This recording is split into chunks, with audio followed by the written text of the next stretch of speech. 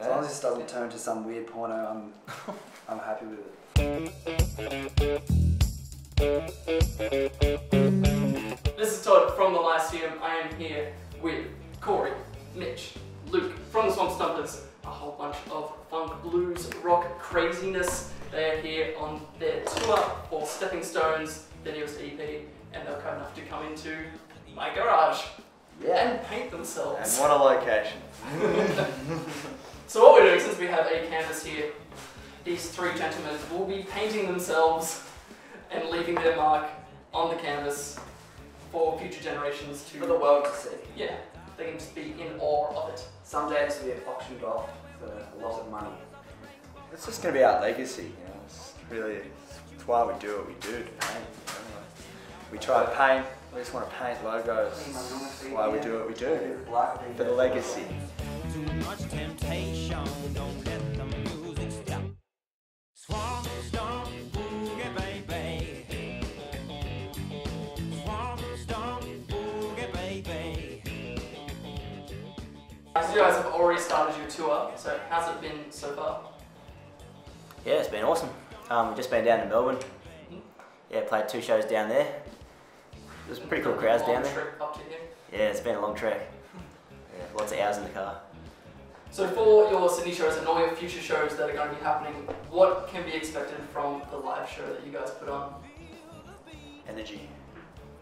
Lots of energy. We give energy every time we play. A bit of luck we get some back. If the crowds are kind, then hopefully tons of energy and a sweaty night had by all.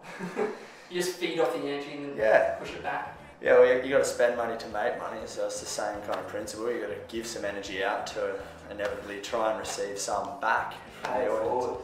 So if we can do that and people like it, then what people should expect is a very fun time. So as I said before, your music is funk, blues, rock, all kind of clash together. Does it form organically, or do you consciously write the music to incorporate these different elements to make it work?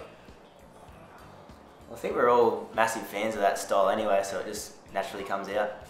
We don't really sit down and go, let's write a blues song. It just sort of happens, I guess. Just from the artists that you're inspired by, what you put together? We're really into a lot of the Australian acts like Marshall O'Kell and Chase the Sun, Claude Hay, who we're playing with tomorrow night in Marrickville. He's a massive influence. Nice. So I'm just getting in depth with my foot with this artwork. It feels really nice, doesn't it? It does, it's really relaxing. Yeah. Shrek. I'm like an onion. So you'll be dictating where it will go. This is Sparta! I can't make sure it doesn't like fall forward. Sparta in Australia, people. Sparta in Australia. Then you need like a clean break from the canvas. Nice. Yeah. He's got a hobble on. Okay. This is trying to get it as close, yeah. I did this in all my drum cases. My housemate did. Oh, not the best friends with my foot. I won't be a foot model anytime soon. Oh no, not my jeans. So going around to each of you, what do you get up to outside of music, just in life? Life. Start with this fella first. Surfing, skating, doing cool activities with friends.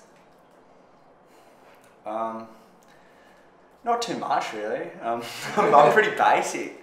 I don't know, watch a bit of TV. Mitch, that's the biggest lie ever. I watch a bit of TV, chill out, do uni stuff. Try and write songs most of all really, and just listen to music. And yeah, same. Except for the surfing, chilling with some friends. Chuck's that talent. And yeah. What do you study at uni? Bachelor of Contemporary Music. Ah, nice. Where's that at? Southern Cross University, Lismore Nice. campus. And Corey? Yeah, I study at the same uni, study music. Yeah, it's really cool up there, sort of the scene at Byron Bay and Lennox Head. Ah, nice, yeah. Yeah, it's back to Lennox Head heaps. really nice going to the beach there and chilling out. Cool. Does any of the stuff that you do just kind of get into the music? Or especially since you guys are studying music, It's kind of like you'll go into one subject and be like, that sounds like a good idea, I'm going to write that into this next song. Yeah, actually quite a bit. Like, we wrote a few songs about adventures we've had on the road. The song we've just released with the video clip, actually, Swamp Stompers Boogie, is about travelling the East Coast. Yeah, it's like, it definitely influences us. This track you hear right now, you're editing later. Swamp Stompers Boogie coming at you. Control your feet. Everybody get out of your seats, cause I got something to preach. Listen to the groove, this is our creation. Swamp Stomp Boogie, sweeping the nation. Let General Redfoot come in. I give you as much room to hop. So where, if you can fit your foot anywhere. Across the top would be nice, I'll pick you up. Where? Oh, I thought you were up here. No, man. Hold on. Can you do it? I can support you. We can. This is team effort.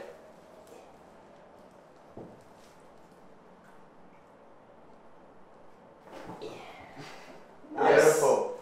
I look like I've got one toe.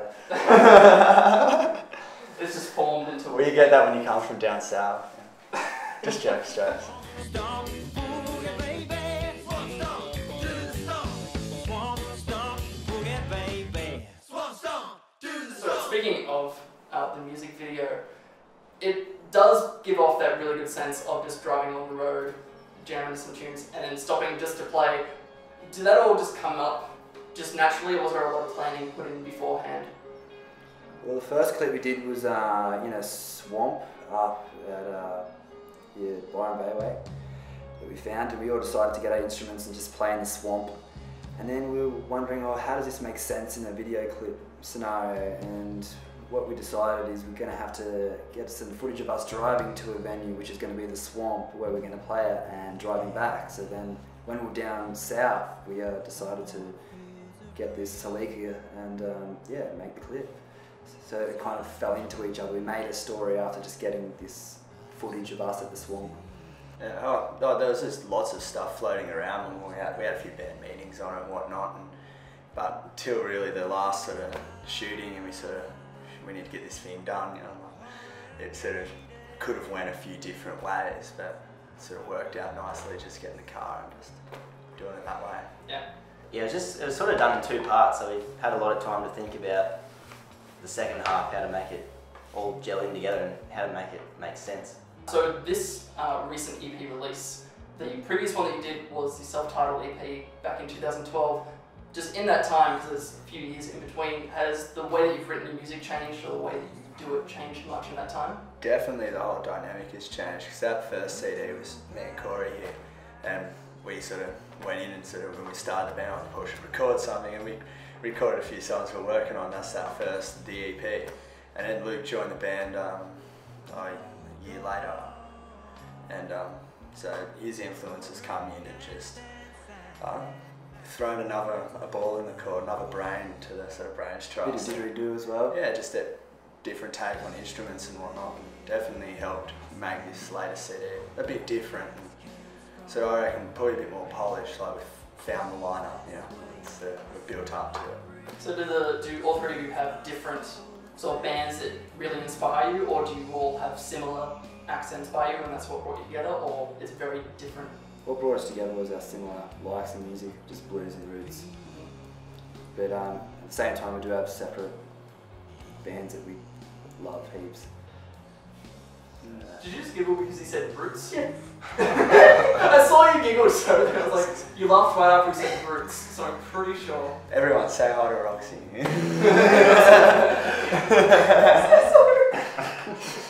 So you guys have played at a few festivals, just to read them out: Byron Bay Blues Fest, Sydney Blues and Roots Festival, and the Bridgetown Blues Festival in Western Australia. What is it like getting involved in those bigger festivals compared to just the average gig that you've been doing? The adventure. It's always an adventure. We go there, we play, and you get a 40-minute set, so you put your best songs on the table, you get a good crowd. Bridgetown for us, and even Sydney, and all of them. We just get good crowds there, and everyone enjoys it, everyone's having a good time, and we play at our peaks, we can put everything in on the table in 40 minutes. It always teams loose, hey, because people just there for the music and they like blues and roots, otherwise like, why would they be at the festival? It's just dumb. So they get there and they see us and that's what we play and they really appreciate it. Yeah, everyone, yeah. And when we meet people after and have a few beers and other bands like a local act from Blue Mountains, Eddie Boyd and the Caterpillars, we were living with them over at Bridgetown in a cabin and what. Yeah, so many adventures entail from them and you meet the people you meet. It's definitely a lot different to the pubs we play at because some of the pubs you have like one guy there and his dog and he's just like, burn it down! Because he's just like some old stale bastard and you're just doing the gig because like it's a part of the tour and it's been booked and you've got to do it. And gigs like that aren't the best, but then when you do a festival and there's a huge crowd there of hundreds of people, it makes it all worth it. They're always the most appreciative crowds, the festival crowds, I reckon. Like they're always so much more into it than your average pub gig. Yeah, I guess you have more of a chance for them being there for your style instead of just kind of happening across the pub and being like, yeah, if they see us on the bill of a festival, they know what to expect when they come there, so they're there for that style and they just froth that sort of music. Your involvement in the festivals, have you noticed, like what you were saying about having the crowds who are there for your style of music, do you notice that afterwards? Like you'll see a jump in the people who come to your gigs, the people who purchase your music?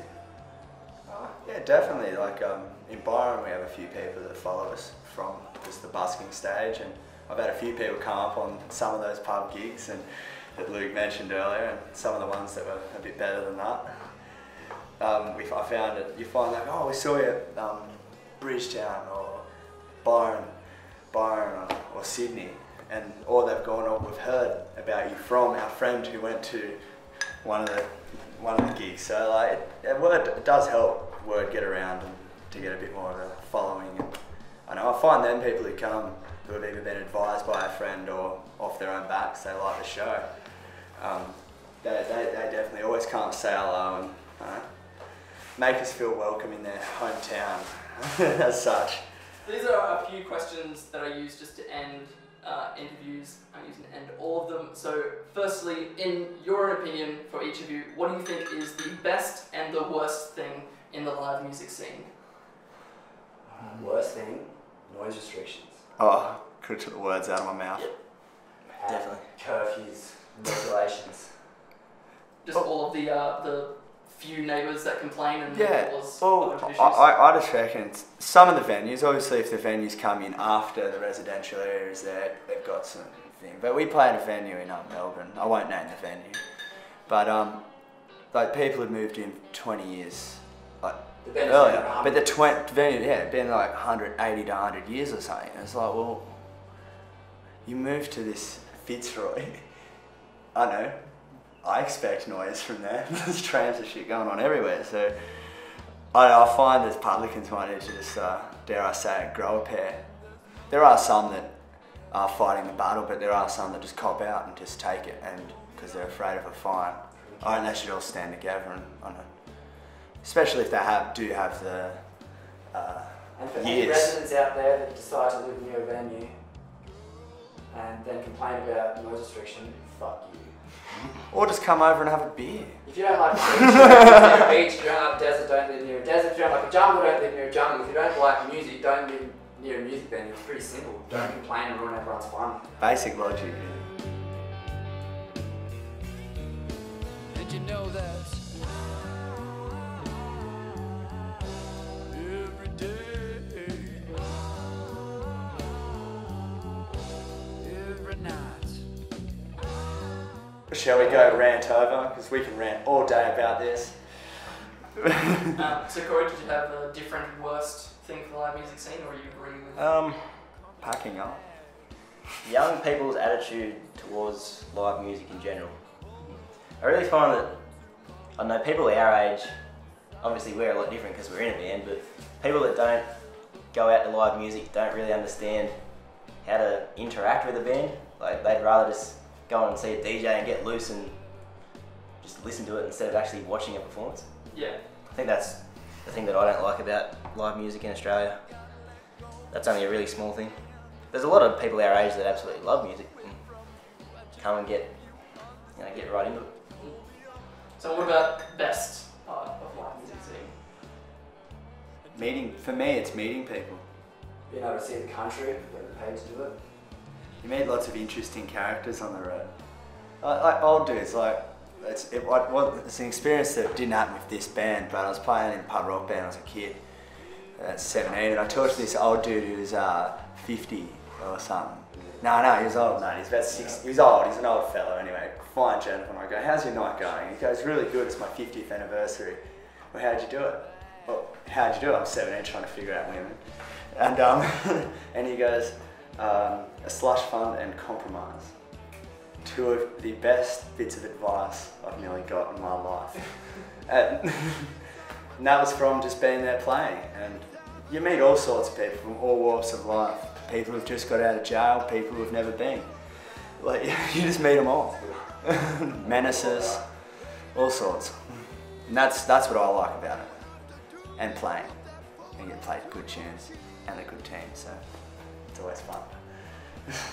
I reckon the best thing about live music, like getting to play in a band, is meeting other bands, like people that you look up to. Like, maybe just having on tour or on the same kind of festival bill. Yeah. Festival bill. well, I know we got to play with Phil Jamieson from Greenspoon, so I know Luke absolutely loves Greenspoon, so it was a chance to meet one of his idols. So it's really cool just to get to hang out with those dudes. Yeah. And then, second last question: what Aussie bands are you listening to at the moment? Or your favourite Aussie bands at the moment? Sticky Fingers. Kingswood. Favourite Aussie band? That's a loaded question, my friend. You can list as many as you want because I'll be linking them all. And Well, definitely Marshall and the Fro, or more currently Marshall O'Kel, just his solo stuff. Definitely give him a good listen. Port Macquarie Band, Ghost Road. There's another one that's on my list. What was it? I can't think of it at the moment. I've been listening to a bit of Lloyd Spiegel recently too. Yeah, we actually hung out with Lloyd Spiegel the other day down in Melbourne at the Cole Clark Guitar Factory. Yeah, nice guy, like lives up to. Yeah, he's a really nice bloke. He took us through the factory and that, and yeah, he's a really nice bloke, and he's given us good compliments. And Corey, he's got a lot of good compliments off Lloyd. And yeah, well, he's known Lloyd for years, and yeah, I'm only just a new friend of Lloyd's, I guess you could say. But he's a really nice bloke. And final question. It's a hypothetical question, so I'm going to need to read this to get it right. So if you guys got the chance to make a Frankenstein monster out of yourselves to create one super being, what parts of each of your bodies would you give to that monster to make it the super being that it would be? So these are parts from us or other bodies? Parts from you guys. So like, which one of you has the best right bicep? Which one has like the strongest left ankle to go into this Frankenstein? Well, you wouldn't be using Corey's bowels because that would just be... No, if it's a Frankenstein monster and it's designed too hard. if you wanted to kill people, then yes, that would definitely work. Probably I'd like to give the monster my ability to run on very little sleep. And if I got a choice from apart from someone else, if it's a monster of war and chaos, then Corey's bowels. If it's a monster of peace, no. But I'd still, in either way, give it the ability to stay up for 3 You'd use it days as or blackmail. 2 hours sleep. Yeah, you could have it just in conscience. Luke, probably use I reckon I'll give Luke's the monster Luke's energy and eating capabilities. So he's got like 10 stomachs. Just give the monster his metabolism. Yeah, So we can eat more humans a day. that is gassed. And probably my legs, because I think I've got potentially the stumpiest retarded legs you've ever seen. What would you want to give the monster like? Because I could stomp people then. Like, Well, we are the Swamp we're the Swamp Stompers. Stompers and we like stomping Look at these stuff. muscles here, look at that fire, look at them calf muscles. That is tilt. So we just Soccer player. stomp people. Soccer. Well, I stopped playing 5 years ago, but apparently I've still got muscles from that. So. He'd be a placid horror monster, that's for sure, because we're not all very angry people, so our traits wouldn't make it an angry monster. So we'll be able to stay up almost 24/7. Yeah. Have endless amounts of energy. Yeah. Would leave very deep footprints everywhere that it walks, and may or may not have deadly farts. Yeah, well, it depends on the breed of the monster. Like, You see, we were born in a swamp, born in cocoons, so this question really floodgates right into us. The swamp you see on the video actually is our birth ground.